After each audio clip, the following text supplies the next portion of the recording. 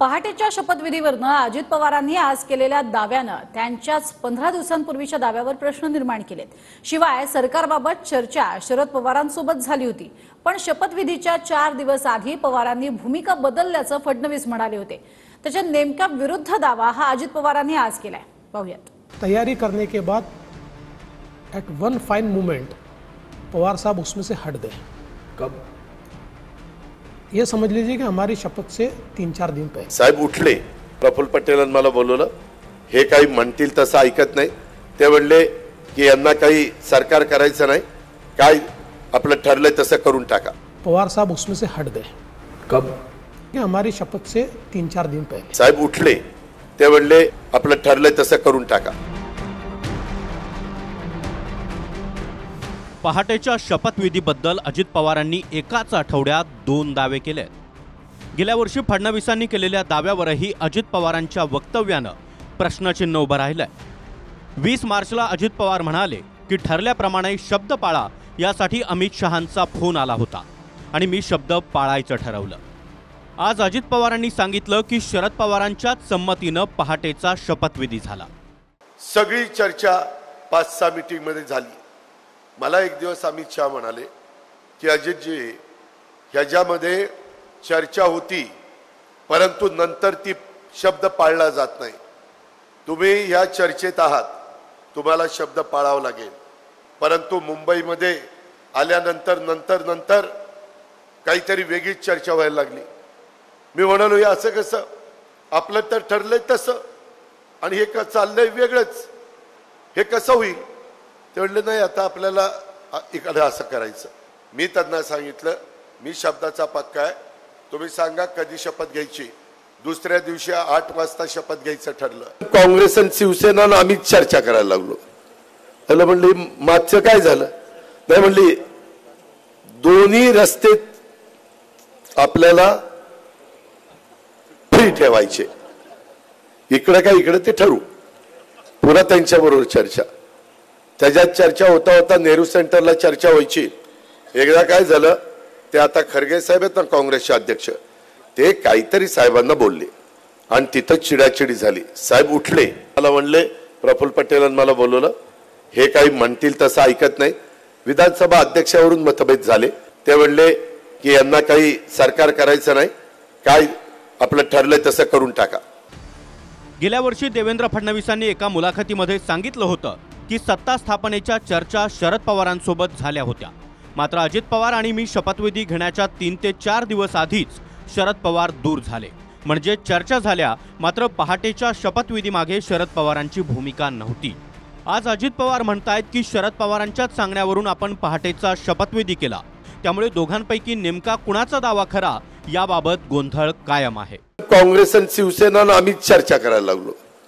त्याला म्हणली मागचं काय झालं? नाही म्हणली, दोन्ही रस्ते आपल्याला फ्री ठेवायचे। एकदा काय झालं, ते आता खरगे साहेब आहेत ना काँग्रेसचे अध्यक्ष, ते काहीतरी साहेबांना बोलले आणि तिथं चिडाचिडी झाली। साहेब उठले आणि तिथून वरच्या मजल्यावरून खाली चालले। मला म्हणले प्रफुल्ल पटेलांनी मला बोलवलं, हे काही म्हणतील तसं ऐकत नाही। विधानसभा अध्यक्षावरून मतभेद झाले आणि काहीतरी जागांवरून मतभेद झाले। ते म्हणले की यांना काही सरकार करायचं नाही, काय आपलं ठरलंय तसं करून टाका। कि महाराष्ट्र में सरकार बनाई जाएगी, किस प्रकार से बनाई जाएगी इसका मोडस ऑपरेंडी तय हुआ। अजित पवार और मैं, हम दोनों मिलकर इसको आगे बढ़ाएंगे, ये तय हुआ। सारे अधिकार हम दोनों को दिए गए। उस हिसाब से हम लोगों ने सारी तैयारी की और तैयारी करने के बाद at one fine moment Pawar साहब उसमें से हट गए। कब? ये समझ लीजिए कि हमारी शपथ से 3-4 दिन पहले। कब? ये समझ लीजिए कि हमारी शपथ से 3-4 दिन पहले। फडणवीसांच्या या मुलाखतीनंतर विविध चर्चा झाल्या होत्या, हे शरद पवारांनी मान्य केलं। मात्र पहाटेच्या शपथविधीला संमती नव्हती, याचा खुलासा खुद्द फडणवीसांनीच केल्याचं देखील पवार म्हणाले। हमको ये कहा कि एनसीपी आपके साथ आ सकती है, हम लोग स्टेबल गवर्नमेंट देना चाहते हैं। शरद पवार जी के साथ हमारी बैठक हुई। उस बैठक में यह तय हुआ कि महाराष्ट्र में सरकार बनाई जाएगी। किस प्रकार से बनाई जाएगी इसका मोडस ऑपरेंडी तय हुआ।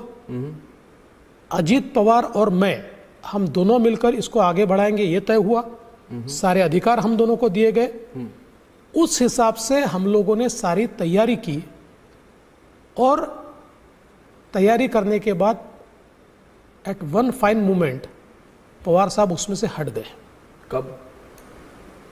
ये समझ लीजिए कि हमारी शपथ से 3-4 दिन पहले। ते भेटले ही गोष्ट खरी आहे, त्याच्यात त्यांनी अनेक गोष्टीची चर्चा केली, ही गोष्ट खरी आहे, पण त्यांनी स्वतःच सांगितलं काल की या संबंधीचं धोरण मी बदललं 2 दिवसांनी, आणि ते 2 दिवसांनी मी धोरण जर बदललं तर त्याच्यानंतरच्या 2 दिवसांनी त्यांनी शपथ घ्यायचं काय कारण होतं, आणि ती शपथ घ्यायची होती की अशी चोरून का घेतली पाहते.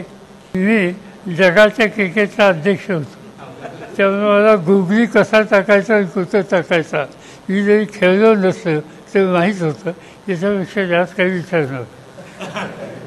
आता विकेट दिली तर करायचं काय, ती विकेट घेतलीच पाहिजे. पहाटेच्या शपथविधीचं जे गूढ आहे त्यावर एक वेब सिरीज होऊ शकते इतकं रहस्य आणि अचंबित करणारे प्रश्न यात दडले आहेत. शपथविधी गुपचूप का झाला? जर सर्वसंमती होती तर त्यावेळी नरहरी झिरवाळ, अनिल पाटलांसह इतर आमदार दिल्लीत कसे पोहोचले? त्यांच्याच आरोपांनुसार त्यांचं किडनॅपिंग कुणी आणि का केलं? जर कोर्टानं गुप्त मतदान पद्धतीला होकार दिला असता तर अजितदादांसोबतचे आमदार परतले असते का? असे अनेक प्रश्न आजही अनुत्तरित आहेत. Bureau report, TV9 Marathi.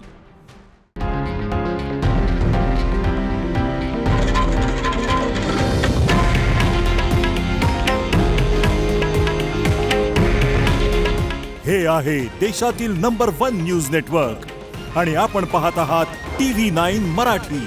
काळजी तुमची, हित महाराष्ट्राचं.